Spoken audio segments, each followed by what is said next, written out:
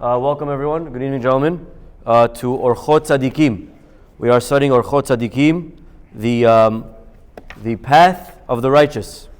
Tonight's dinner in class is sponsored by Mikael Katan. Chazak Baruch. Thank you so much. Tzikel Mizvot. Leilui Nishmat Dayen Zakiye Bat Ivet Chava. Today's the Yortzai. Ruach Adonai Tanihena Began Eden. Hi v'chol benot Yisrael shechvot ima. Bichami v'sadichol v'chini ratzon v'nomar. Amen. Hazar Baruch. It should be a bracha for you and hatzlacha in everything that you do. Amen. If anyone wants to sponsor a future class, please reach out to Cyrus, JC, Mike. Let them know. Hazak Baruch. Okay, here we go. We are studying Orchot Tzadikim. I don't have your page number and the version that you're using. 10?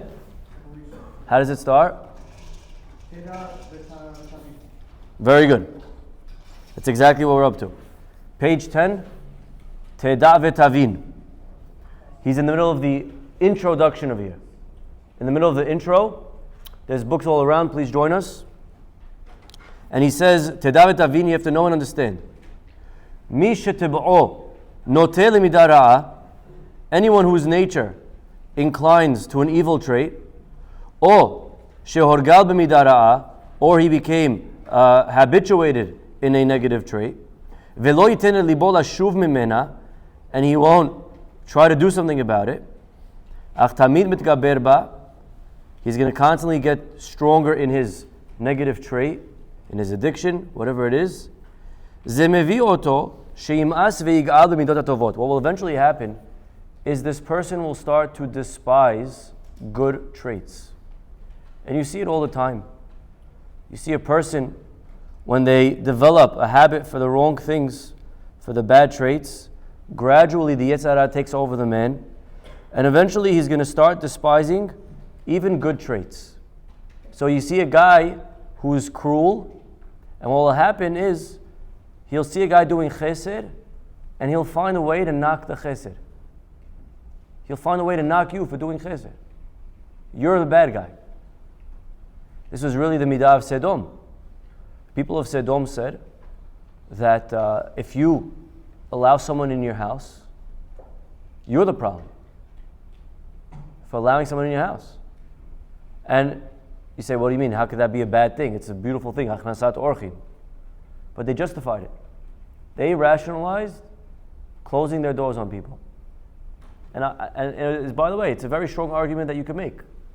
They said, if you're helping, you're crippling the guy.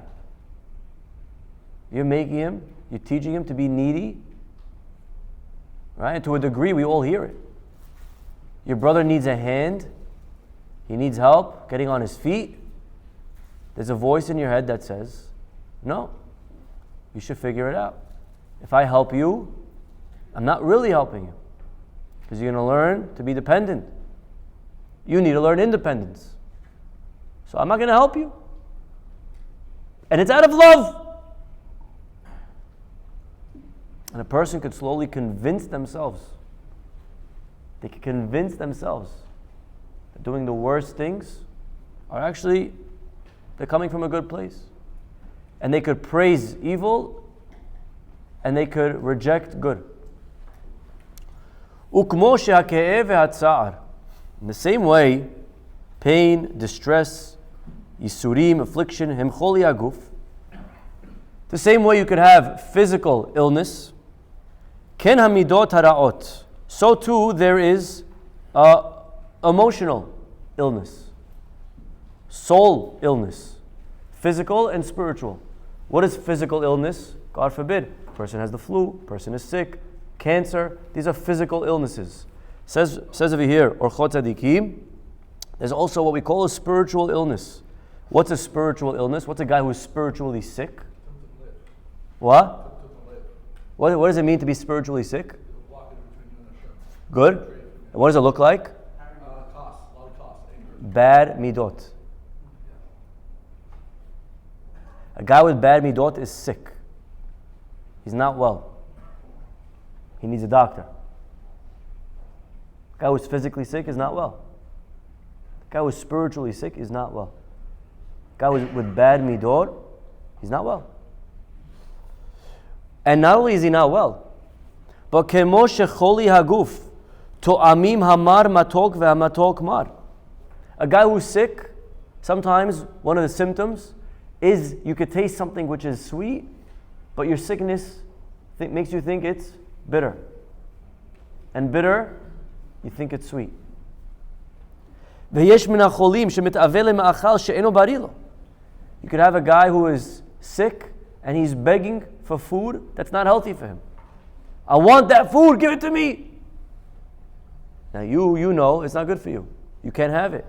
He's begging, please, I need it, I want that food. No, you don't want it, but you're sick. You don't realize that you don't want it. And the guy's fighting you. And then you give him healthy chicken soup, broccoli, whatever, and the guy's spitting it out. So depending on how sick the guy is. So to a guy who's spiritually ill, wow. They love bad traits. And they hate the way of the good. And they're lazy to go down that path. To the point that you have a guy like Paro in this week's parasha, that he was not able to let the Jewish people go. That's called an addiction. And to the point that he'll look at you and say, you're the bad guy. Something's wrong with you if you stand with Israel. You're the messed up one. And you look at it like, what are you talking about? How do you say that you stand with justice and then you're raping and beheading babies and you're like, what are you talking about?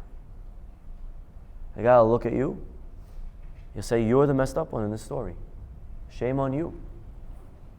To the point that you're uncomfortable. And your professor, such a smart guy, makes you feel like you have to apologize. This is what Yeshayahu says. Hoy ha'omerim lara tov ve'latov ra. Wow. This is a pasuk, gentlemen, thousands of years ago. Woe to those who call evil good and good evil. Samim choshech leor ve'or lachoshech. They make dark light and light dark. Samim mar lematok u'matok lemar.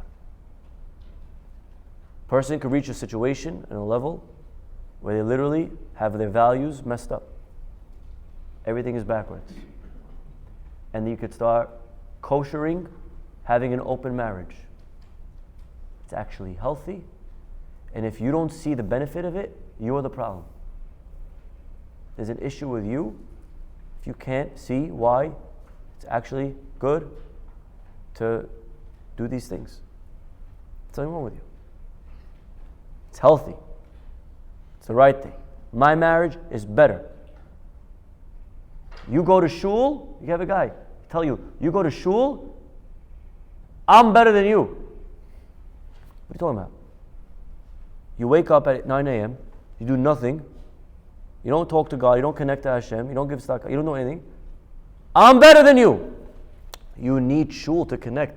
I connect all the time. You ever spoke to a guy like that? God will look at you and tell you he's better than you, even though you're the one that's doing all the mitzvot. You're the one that's going to pray. The guy is sick. And he's so convinced. And you could talk to him and there's nobody home. He's so sure that there's something wrong with you. And when you pray, you don't even mean it. You're saying words and they're empty. And so for 45 minutes, the guy is drilling you on why you're going to shul is a big sin. How in the world do we, I don't know. Somehow, you came out looking like the bad guy. You have to defend.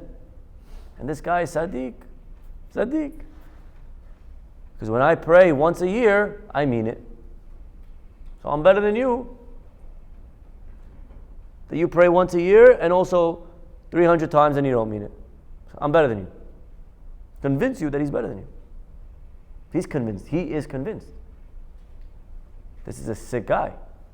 And in his head, he's convinced that good is bad and bad is good. And this is not a new phenomenon. Yeshaya says 3,000 years ago, woe to those that can flip the values. Ve'alehem ne'emar, and on them it says, ha'ozvim orchot yosher lalechet bedarchei choshech. They forsake the path of the upright, and they walk in the way of dark. So ketzad mai takanat hachol nefesh. So what is the remedy, gentlemen? What is the remedy to this?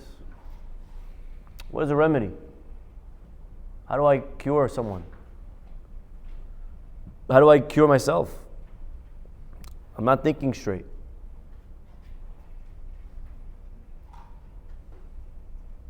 Yelchu etzel chachamim. You got to go to the chachamim. Shehem rofei hanefashot, because they are the spiritual doctors. Ve'yirapu chol yom b'de'ot shemeladim otam. And they could cure you by teaching you the values. To the point that slowly the person is returned to the right path. Now, some guy who recognizes that he's on the wrong path, but he doesn't want to go and get cured. So Shlomo HaMelech says, on them, chokhmah u'musar evilim bazu. A skeptic scorns wisdom and discipline. Yesh kama bnei adam asher tavatam litfos derech hatov. Now, there are many people who want to take the right path in life. However, enam yodim ma tov lahem. They don't know what's the right path. Vechoshvim b'chol yom lahasig ha'ma'alot ha'elyonot. Right? Raise your hand. Raise your hand if you don't want to be good. Good. Very good. Most people want to be good.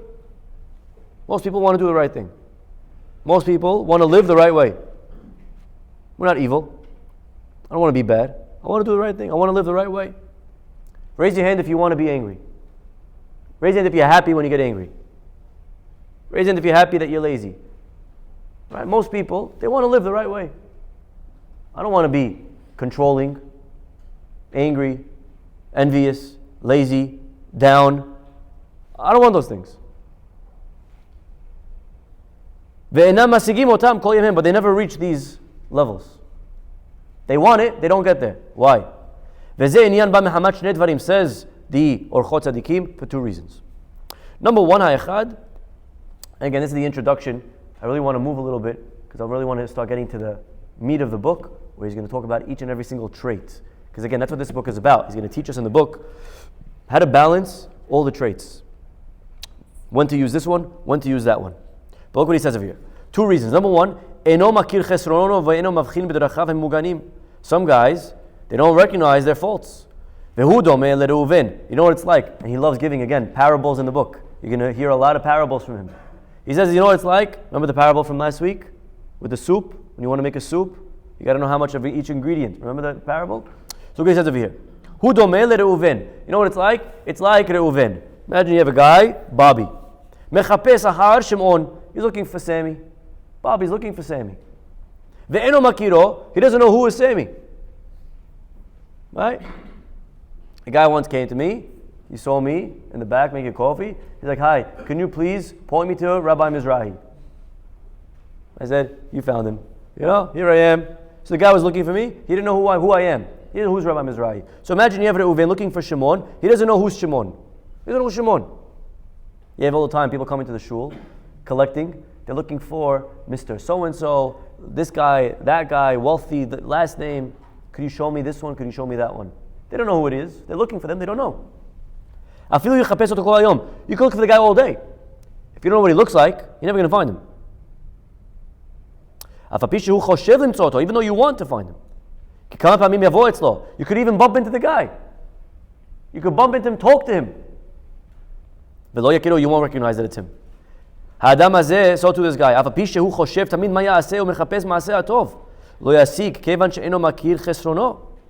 Yeah? This guy doesn't recognize his faults.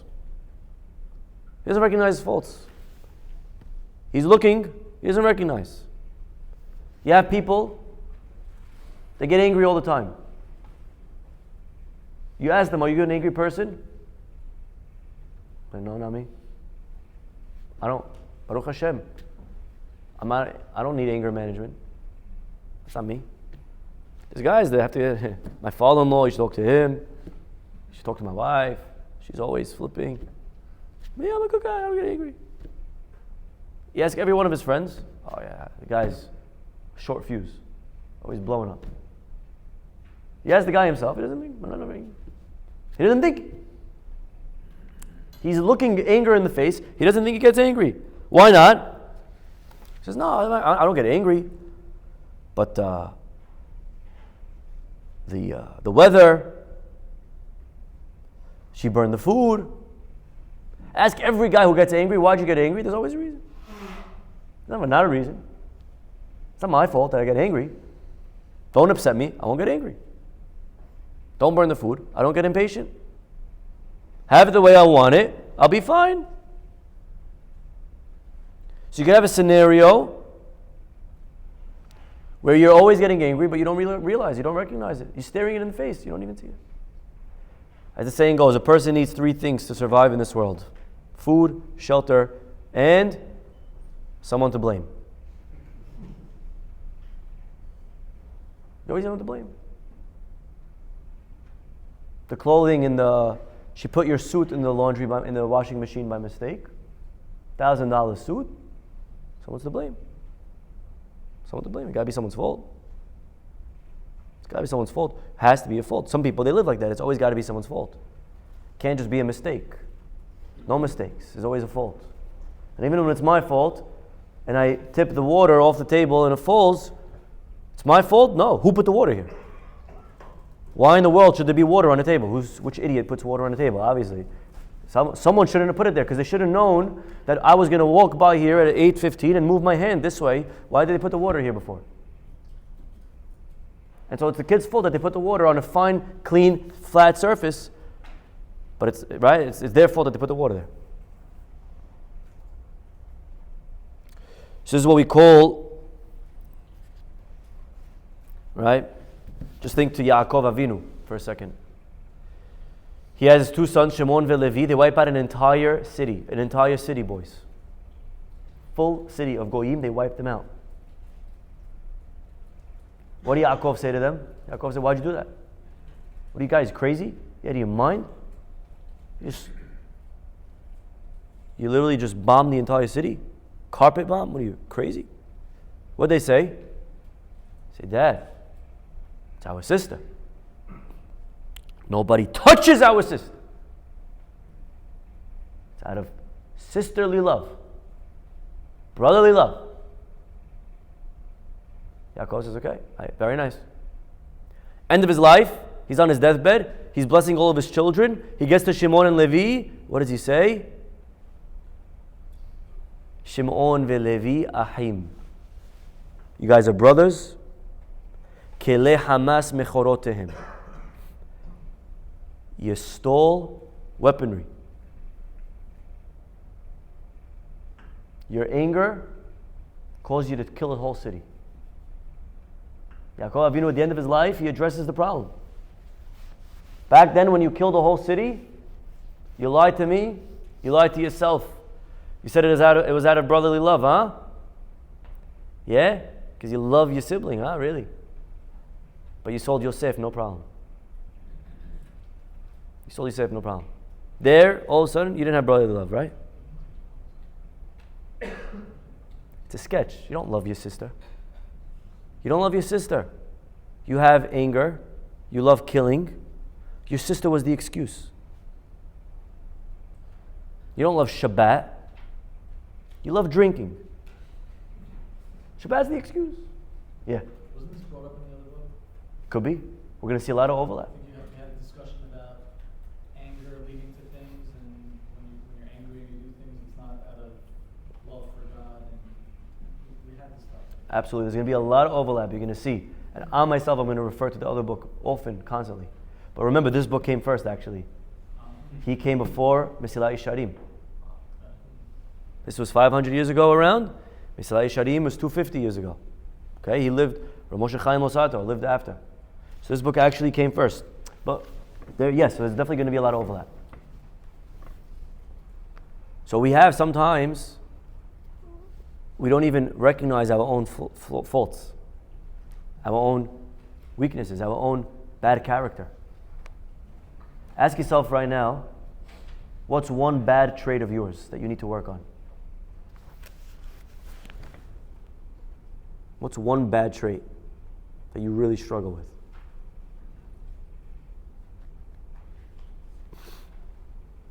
If you had a free hour with the world's best therapist, you could ask them, I need help with, what would it be? Nothing? You're good? You don't struggle with anything? You're God's gift to the world? Most of us think we're like that. I don't really have that problem. It's this person in my life. They're the trigger. But if not for them, I'd be fine. If not for them, I'd be fine. You should know me, Rabbi. I'm not lazy. I'm not unmotivated. I'm not addicted. What's one thing that we're working on? So that's all number one. Number two, by the way, if you're not sure the answer to that question, just ask your friend. They'll tell you very easily. Your friend may be nice and not want to tell you, but if you really have a good friend, sit with them, maybe your wife, say, listen, hit me, tell me the truth. What's one thing I need to work on? Maybe hard to hear, because when they're going to tell you, you'll be like, what? Me? What are you talking about? Can't believe you look at me like that. Okay, that's number one. Number two, ויש אדם שהוא יודע המידות הרעות שיש בו. Another guy is self-aware. That's the word, self-awareness, gentlemen. Some people have self-awareness. They know what traits they struggle with. וחושב לצאת מהן ולאחוז מידות טובות. They want to get out of it. They want to get rid of that trait. They want to adopt the good traits. וגם הוא לא ישיג כל יום הדרך הישר, but he just won't get there either. Why? מחמת שמתעצל מלחפש המידות הטובות כראוי. Lazy. It's too hard to work on it. It's hard. Working on a bad trait, you just know, Rabbi Yisrael Salanta said, easier to finish Shas. Like, easier to finish Shas. Okay, you know what Shas? They just started today Menachot. Okay? They're doing the Daf Yomi. I remember the Siyum Shas 2020, January 1st. Remember that? MetLife? They've been doing every single day from 2020 to now. How many days is that? 5 years already. Every single day, without missing, not a day. Not Yom Kippur, not Pesach, not, yes, even Thanksgiving they would do it, okay? For 7 years to finish Shas. As hard as that is to commit to that and do it, it's not just to commit to it. It's got to now find the hour, sit down, open the book, study it, learn it, remember it. Rabbi Salanta said, that is so much easier than getting rid on one bad habit. Working on one bad habit. Fixing one bad midah. Fixing a midah is not easy. That's why we love blaming other people. I'm not the problem. It's my mother. It's my wife. It's the boss. It's the rabbi. No one reaches out to me.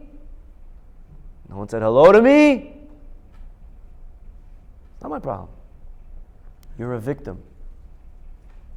You are a victim. You're not to blame. They don't understand you. Victim mentality. So easy to get sucked into that. Because it is so hard to change. It's not easy to change. Change is life's work. It's not easy to change, gentlemen. Bad midah. Now again, no one's perfect. But if a person really has a serious character defect, like glaring to a extreme level, that person is very hard to live with. That's why when you're going out with a girl for marriage, you got to be very careful. You can't look for a girl who's filled with bad midot. People are so stuck on a girl who's religious. She's got to have religious. She's got to be, I don't know, Rabbi, I don't know. I saw her eating. She eats out. I'm not saying it's good. Avraham Avinu, when he was looking for a wife for his son,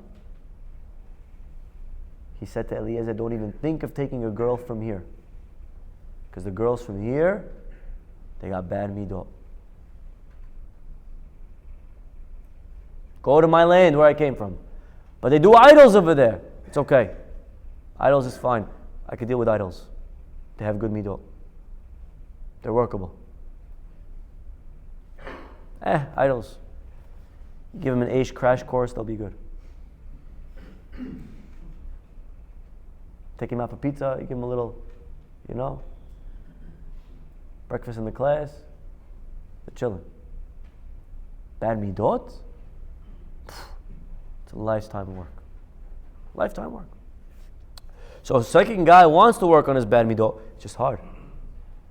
It's hard biting my tongue when that person annoyed the heck out of me. And now I got to work on it. Now I got to work through it. And I got to address my issue. I got to address my issue, my narcissism, my paranoia, my issue. I got to address them. It's not easy to address my issues. You know what this is like? It's like the guy who's looking for Reuven, who's looking for Shimon, and he knows Shimon. Okay, so now we're changing the parable. Remember, case 1, he didn't know what Sammy looked like. Case 2, Bobby knows what Sammy looks like. But he still doesn't find him. Why? Because he comes to shul, and instead of looking for Sammy, he gets distracted, staring at the screen in front of the shul the whole time. How are you going to ever find Sammy? You know what he looks like. You want to find him. You got distracted. The ADHD kicked in. So you're never going to find him. And that's what it says. Kesef nivhar lashon tzadik. The tongue of a righteous person is of the choicest silver. Perush, what does that mean? Kol ze pasuk kachu. This is what the whole pasuk means. Mi shenoshe b'chavero u'ba leshalem lo. If someone owes you money, if you owe someone money and you come to pay them, kesef b'mishkal, you want to pay them silver, right? You want to pay someone silver. You owe them money, you pay them silver. If you are not familiar and fluent with weights, with silver, right? If you're not familiar with all these things, or makirakol, or even if you know, but you're not familiar with the level of silver, you're not familiar with quality of silver, if you're coming with silver to deal with silver, and you're not familiar with weights, or measurements, or numbers, or quality of silver, you're going to get screwed. You're going to get taken advantage of. Either you're going to take, instead of silver, the bad quality, or you're going to take less than what's the amount that's owed. Or you're going to put the wrong thing on the wrong side of the scale. Either way, you're going to make a mistake. Or even if he is professional in silver and weights, if you don't analyze it, you're going to have in your side of the scale, there'll be unrefined silver. But if you know everything about weights and silver, and you look at it properly, then you'll get paid what you're owed. Okay, so this is a parable. Well, again, I told you, there'll be a lot of parables in this book. What's the analogy? So too, the righteous man's tongue is like the choicest of silver. It's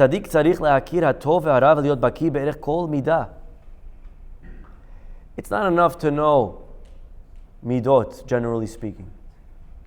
You got to know every midah, what it's worth. And they have to know how to use them properly. And and how to let go of the nonsense, to embrace understanding. So even within each trait, within kindness, sometimes kindness is no good. If you're going to say yes nonstop to everyone, sometimes saying yes is wrong. Maybe you know people like this. What if you're saying yes, not because you love Chesed, really you need a break, but guests in your house give you a feeling of self-worth, so you're inviting people because it makes you feel like you were worth something and you're worthy. So you turn Chesed into a most selfish act of taking, of you actually feeding yourself. See what just happened? So here's a guy who's a tzaddik, inviting all the time, hosting, for the wrong reason. See what I did there? It's a wild thing. It's a way. You got to be a professional in the weighing of the silver and all this stuff. You got to know midot. You got to know values. You got to know when to use this, when to use that. Not an easy thing. Is this the right time to say no or the wrong time to say no to my wife? Is the right time to be stubborn? To be stubborn. Stubborn is good or bad? Both. Sometimes you got to be stubborn. When your friend's like, yo, come on, just one more hit, man, here, come on. And you're working on yourself. You know you don't want to do this. You know you don't want to drink. You don't wake up on time for shul the next day. Your friends are doing it. They poured you one, too many. You had your l'chaim, you did your einig Shabbos. All right, for the Baba Sali, let's go, you know? Elahadamir anenu, you know? Just say a few Hebrew words and you kosher anything.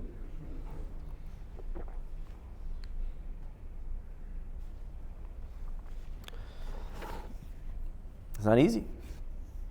ואז תהיה נשמתו צירופה ומזקוקה לאלוהים כדכתיב הגו סיגים מכסף, when waste is removed from silver, ויצא לצורף כלי. Then a beautiful vessel comes out. Got to remove the impurities, gentlemen. What's the impurities? The impurities are our ulterior motives. Why am I doing what I'm doing? Why did I yell at my kid? Why did I talk to my brother like that?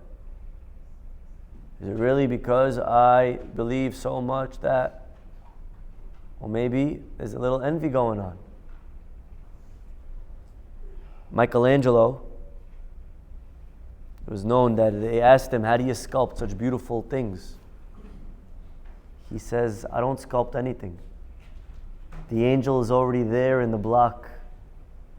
I just chip away at the waste that's blocking him. So a person has to realize that they have, inside we're all beautiful, we're pure, but we have bad midot covering. Person's got to remove the waste. Yasira sigim. Continuing. Another guy, different types of behavior, not fixed. Sometimes he's holding this one, sometimes he's holding that one. Undecisive. So what does that look like? Hu dome, you know what it's like? Another parable. Adam shechafetz lechet elir. It's like a guy who's looking to go to a certain city. He doesn't know how to get there.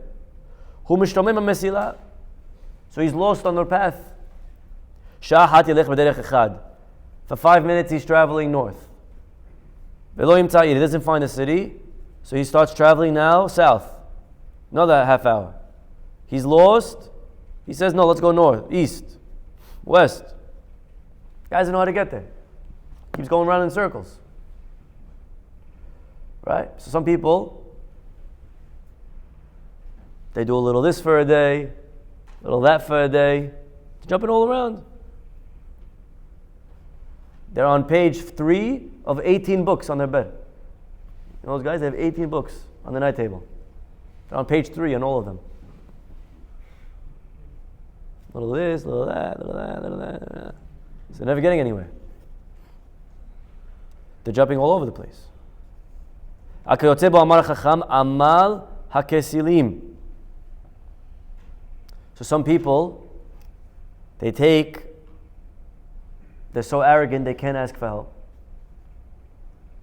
They can't ask for direction. I know. When you tell them, you have a mental health problem, you have an issue. No. It's just this. It's just that. I just need to do this better. I just need to get that better. They'll go for 10 years in circles. Not once do they think, maybe I should ask somebody. Maybe I should speak to a professional. Maybe I should speak to a rabbi.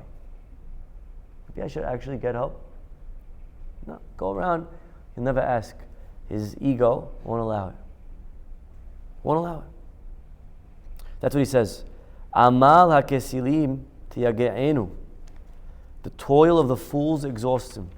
Asher lo yada lalechet el ir. He doesn't know how to get to the place. He doesn't know how to get there. Imagine a guy, he's driving. Tell him, turn on the radio, find out the traffic report. Should he take the Lincoln or should he take the Holland? Nah, I always travel this road at this time.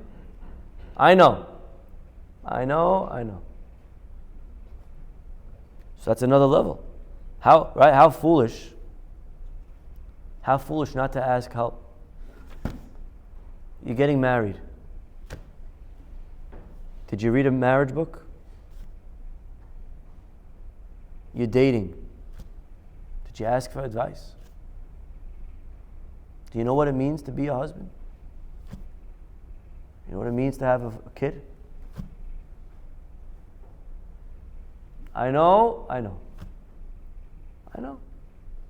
What do you have to read? It's intuition. It's obvious. I don't have to ask. What do I have to ask for? I know what it is. Sure. Maybe ask your father for advice. Ask your father. Your grandpa. Ask your grandpa. No. I know. Some people are it's a fool. Remember Ramchal spoke about this in Mesilat Yesharim also. He said all the way in the beginning of the book, you don't have to go through life alone. You got to have people that you could counsel. You don't have to make the mistake of the guy before you. Call him up, ask him. Why are you going to make the same mistake? If you're trying to get through the maze, ask the guy who made it through the maze. Hey, how do I get through the maze? Why you got to figure it out alone for? Independent. Yeah. Sometimes, I know, a lot of my friends, they have their father that, let's say they already got to the maze, but their father won't help them. Not just ego, but father wants him to figure it out on his own. So out of love, he's choosing that path. How do you explain that? Sometimes people choose not to help. Right. So that's like what we spoke about in the beginning. That sometimes a person could have a bad trait and they call it a virtue. And they, like Sedom didn't help, but it's for your benefit that I'm not helping you. Now again, you have to understand what the dad's calculations are. You're not helping me, you don't want to give me advice? You don't want to give me a loan? What don't you want to give me? Right? So it could be, not every dad's also the most righteous. Sometimes dads also make mistakes. Yeah, any questions? Yeah. If someone has, I would say, not the best intentions, and they're doing it mitzvah for selfish reasons, but ultimately, aren't they going to end up eventually doing it for the right reasons? Could be, yes, for sure. The question was, if someone does a mitzvah for not the best reason, could it be that eventually... You have an ulterior motive. For example, I'm coming to the shir tonight because I want to have Chinese food. Right. So I don't have the best intentions. Right. I want Chinese food. Right. But long term, eventually I'm going to have the right machshava to do something. Correct. So isn't it? It's a moot point. It doesn't matter because long term I'll be fine. Correct. So, coming to class is a good thing. You're doing it for Chinese food. Part of reason. Okay? It's meat, but you get the point. Okay? Neutral. But, what if you come to the class for a bad reason? Yeah, it could be that you're coming to class for Chinese, and that's fine. Our rabbis say, Mitoch shelo lishma, ba lishma. From the wrong reason comes the right reason. There is a truth to that. But sometimes you could be doing something for an evil reason. What if you come into the class so that everyone here thinks you're a tzaddik? So tomorrow when you go for an investment, you say, I go to Rabbi Mrs. Tuesday night, hello. I'm a tzaddik. Obviously I'm not going to screw you. I'm not selling you the Brooklyn Bridge. For sure, I have an actual investment. So that you're using the class not for Chinese food. You're using it for the wrong thing. So a person's got to, again, this is, and coming to learn is a good thing, but sometimes the midot, what's driving our midot, it's coming from a bad place. It's coming from a bad place.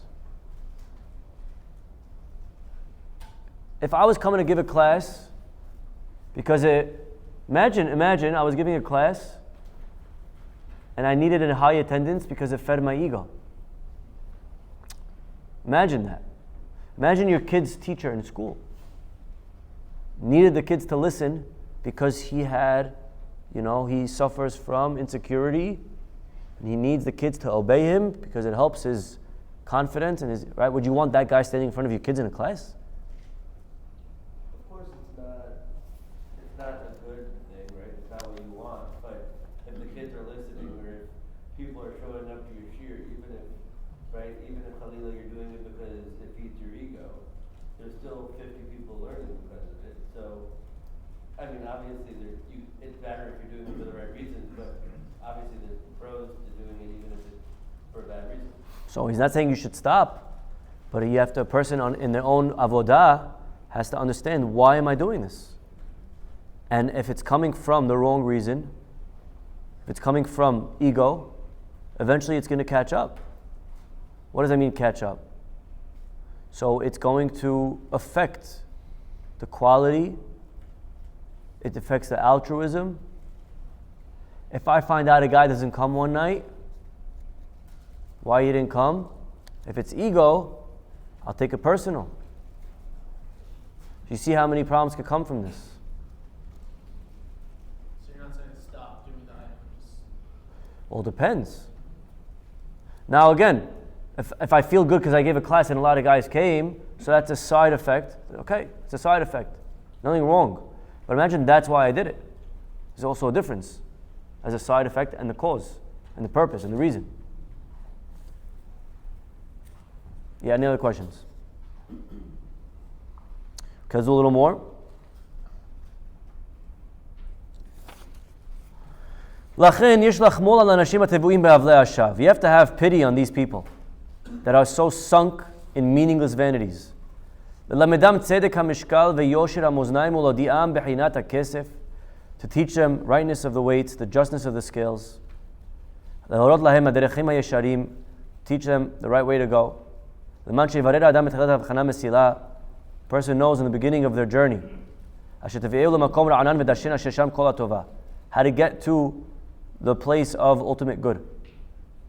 Like we said many times, what is the highest level we should strive for in life? What is good midot? What does it all lead to? It all leads to Yirat Shamayim.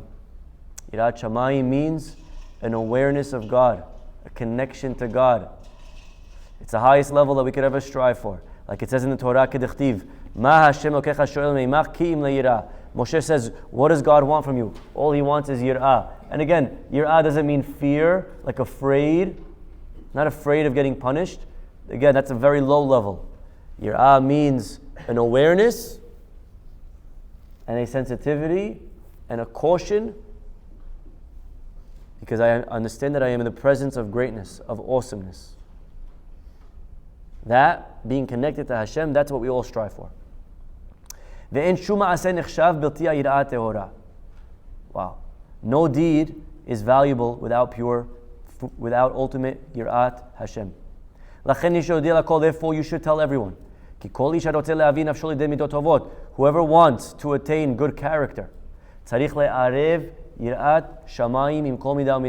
have to mix in fear of heaven with each and every trait.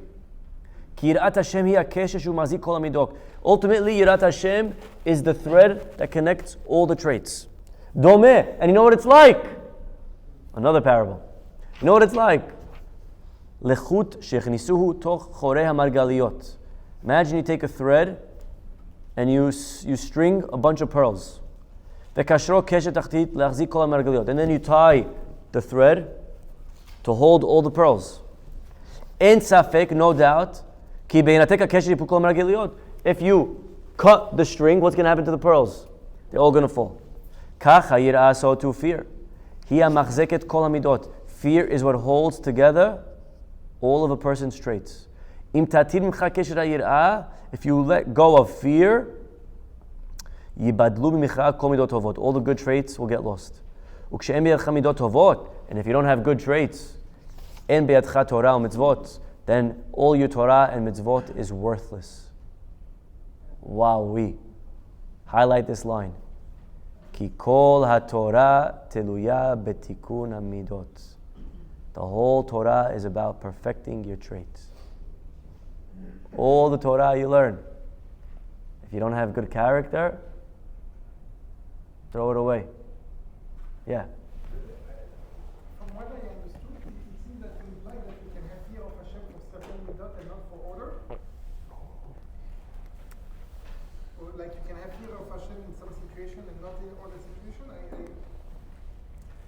He's saying fear is the string that holds all the midot together. So you need to make sure that you have yirat shamayim. But when you have fear for one midot, you have for all the midot, which makes sense. But that's not what I understood from the chart. From him? Yeah. What do you understand from him? That you can have fear of Hashem in one midot and not fear in a different midot. Where does he say that? Like 2 sentences ago in front of this statement. No? Yes, you have to mix in a fear of heaven with each and every trait. So that's the question. Can you mix it from some trait and not from some? Right.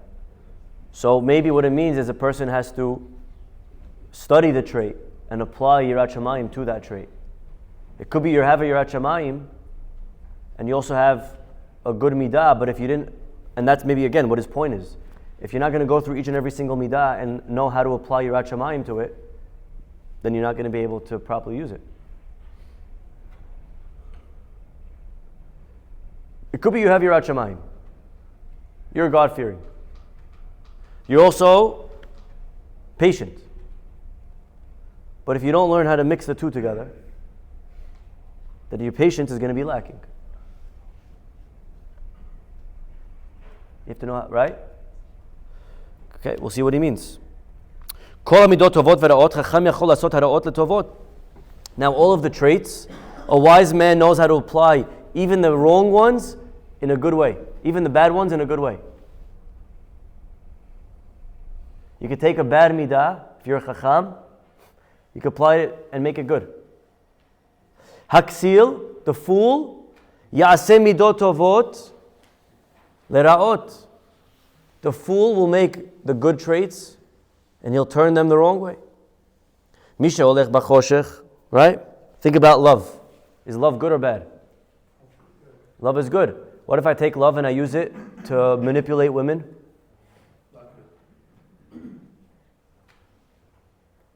So you see how a bad person could take love, which is a great midah, and love could be used the wrong way. You should know that the 7 sfirot, the 7 traits that we have, right, we put every morning. How many straps, Derek, on the tefillin? 7, right? Why 7? 7 sfirot. The 7 sefirot. So it's 8 including the one that comes from the upper arm. But it's not because it's not a full one, so you don't count it as one. So it's 8, but it's really 7.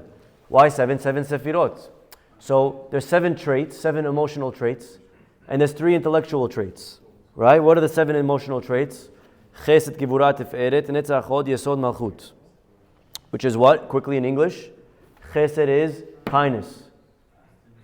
Gevurah, strength. Tiferet, beauty. Netzach, victory. Hod, splendor. Yesod, passion. Malchut, kingship. Now each one of these could be used for good or for bad. You could use Malchut, kingship, as a father.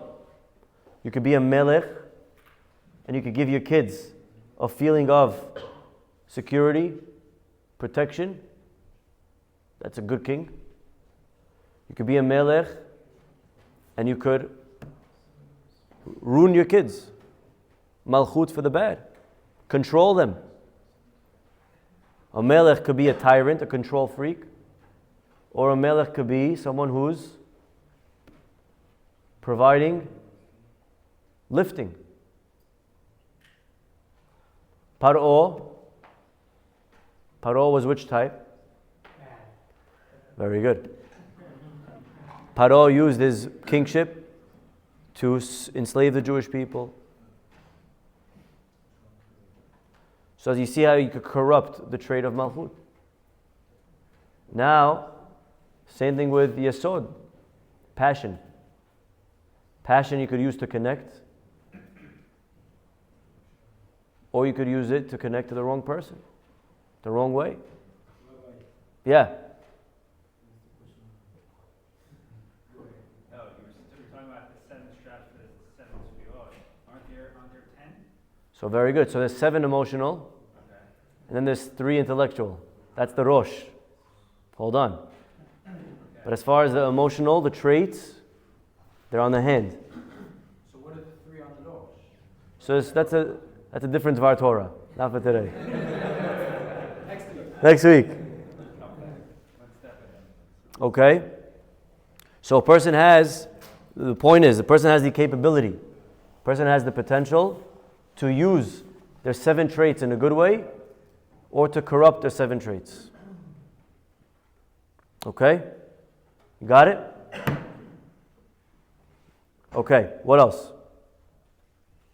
Yes? So what should be worked on first, and basically speaking on the last paragraph, your Shamayim or the actual qualities of the Middos?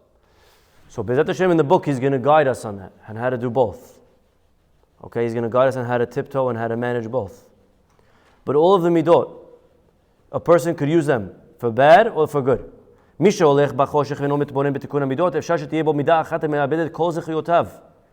it's possible for a person, and we'll end with this. It's possible for a person to have a lot of good traits, and he has one bad one. And that one bad one, right? You could have, maybe you know a guy. You have a friend.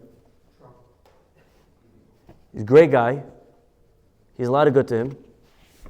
He has that one issue, and it throws away everything good about him, to the point that you can't live with the guy, because that one problem. You can't live with him. Kegon hamitga'e b'ma'asav umitpa'er umyafe atzmo. Wow.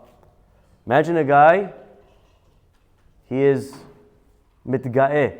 According to him, ga'ava, arrogance, is the worst of traits. So you have a guy who's mitga'e.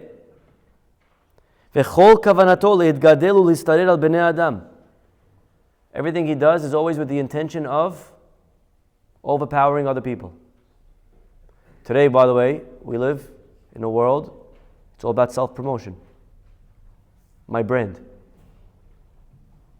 It's not even about the team anymore. It's about, it used to be you were on a team, you were on that team for life. In sports, you never got traded. Think about, right? Athletes. You think of an athlete, they're on that team for their whole life. Today, you don't have that. The idea of loyalty, the idea of a team, it's not about the team, it's about me. Right? It's about my brand. Yeah. Does it ever discuss how or if you know which midot we should prioritize to fix over others? Very good. So the book is going to go in order. Very good. But look, he's giving you a hint over here. He's saying arrogance is the worst one. Arrogance is in his opinion, it's the worst of all possible traits. Why? It's the gateway to all vices. Think about anger. Anger comes from arrogance. Think about jealousy. Think about the fights that we're in. The fights that we're in. Why are you in a fight? Why are you in a fight? It's because you think that they should come to you. How could they say that to me? Right? So you are obviously God. And if someone does anything against you, or you're upset at them because they didn't invite you, or they didn't ask you for your opinion or for your permission, it's you. Ga'ava is the worst.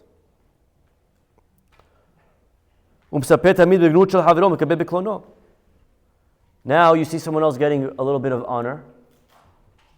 How dare they get honor? I'm supposed to be the center of attention. It's supposed to talk about me. How dare they talk about him? What do you mean? It's his wedding, dude. No, but still, they should talk about me at his wedding. So this guy, everything he does it's going to affect him. You know what it's like? Another parable. You know what it's like? Imagine you have a barrel filled with wine. Mishubach me'od. Beautiful wine. Think about the best wine. What's the best wine? Best wine. From the chateau of whatever. Okay? V'yesh betachtit hachavit nekev katan. You have in the bottom a tiny little hole. You have a beautiful barrel of wine with a tiny hole. En safek she'yaved kol hayayin. What's going to happen to all the wine? The hole's you're going to get lost. Unless you take care of that hole. So too, this guy who's arrogant, wow, you can be filled with Torah, you can be the biggest rabbi, you can be filled with Torah. If you don't quickly take care of it. Wow. Rav Yitzchak Blazer, one time, it was known, he used to study Musar for 4 hours a day. 4 hours a day. So they asked Rabbi Yisrael Salanta, his Rebbe, why is your student studying Musar for 4 hours a day? It's a lot, 4 hours. On working on your character. 1 hour a day. Today you go to yeshivas, by the way. If the yeshiva even has Musar, that's a good yeshiva. Most yeshivas today, no Musar. Gemara. Iyun. Bekyur. Halacha. How many hours a day are they reading books like these? Helping us to get in touch with our emotions, with our feelings, with our midot, with our traits, with our character. How many hours a day? Most yeshivas, maybe 1 hour a week. I don't know. This rabbi, 4 hours a day. So as we saw Salanta, it's a lot, 4 hours a day. He could be using the time. Let him do 1 hour a day. The other 3 hours, he's got to finish Shas. He's got to learn halacha. He's got to read the books. So we saw Salanta answered amazing. He said, imagine you have Shabbat, you have Hamotzi. How many loaves do you need? You need 2 loaves. They both have to be shalem, full. Imagine you have one beautiful big loaf. It's full, intact. You have now, for the second loaf, 2 options. You have option A is a big loaf, but it's missing. Option B, a small pita, but it's complete. Which one do you use? Small pita. But it's small. It's as small as it is. If it's missing, it's deficient. It's lacking, you can't use it. He said it's true. He learns Musar for 4 hours.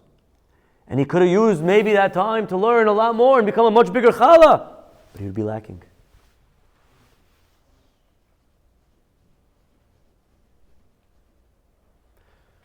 So we often flex our knowledge in Torah, our degrees, our business accomplishments. It's not so easy to flex character. It's not easy to flex character. It's not easy to show off your good traits. It's not something that's so quantifiable and recognizable and identifiable. Can identify. That's why people most of the time they don't like to study good traits, because it's inner work. Good traits is who you become. It's not something that people see. It's not something people see all the time. A lot of times we want to work on something that's going to show progress, right? When you work out, there's 2 types of workouts you could do. You could do the bicep curl, or you could do the hammer curl. One builds volume, one builds density. I don't know, whatever. Did I get that right, Shalom? I messed it up. Make believe. That's how it works. Most guys, they like to work on the muscle, the chest. The people are going to see. The bicep. Leg day? Who needs leg day? No one can tell your quads anyways. You don't need to work on leg day. Work on the muscles that are visible. So most people, they like to work on the things in life that people could see. They work on their diploma, on their house, their car, clothes. Midot. Who's going to really know? It's not so easy to flex a midah. But like the legs, that's what you stand on. You like that? It's good. What? Never skip leg day. Never skip. Midot is what we stand on. Midot is us. So we have to, and again, this is all part of the introduction. We have one more week, we'll do the intro, and then we'll get straight to the book. But this is what it's all about, boys. It's about, yeah. Read up on page 16. I don't have your version. Is that okay? Okay, so Hashem should help us and bless us to be able to become refined gentlemen, through the working of our traits and understanding the proper balance and ratio of each and every one. We'll stop over here. Baruch Adonai Le'olam. Amen.